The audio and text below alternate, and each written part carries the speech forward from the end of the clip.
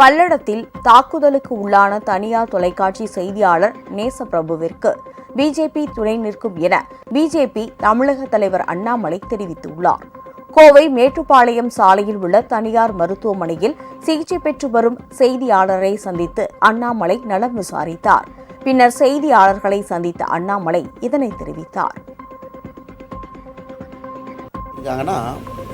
இரண்டு கைகளையும் கண்டந்துண்டமாக வெட்டியிருக்கிறாங்க. ஆனால் இன்றைக்கி இந்த மருத்துவமனையினுடைய டாக்டர்ஸ்னுடைய ஸ்கில் எக்ஸ்பர்ட்னால கிட்டத்தட்ட பழையபடி எல்லாத்தையும் பக்காவாக ஃபிக்ஸ் பண்ணி இன்றைக்கி கிரிட்டிக்கல் ஐசியூவிலிருந்து இன்றைக்கி தான் நார்மல் ஐசியூக்கு ஷிஃப்ட் ஆகிருக்கிறார். பேசுகிறாரு, நல்லா இருக்கிறாருங்க. அவருக்கு 2 விஷயம் சொன்னோம். நாங்கள் அனைவரும் ஆதரவாக இருக்கின்றோம்.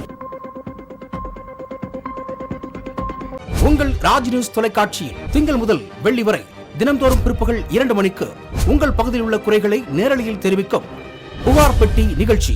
பங்கு பெறுங்கள், பயனடையுங்கள், காணத் தவறாதீர்கள்.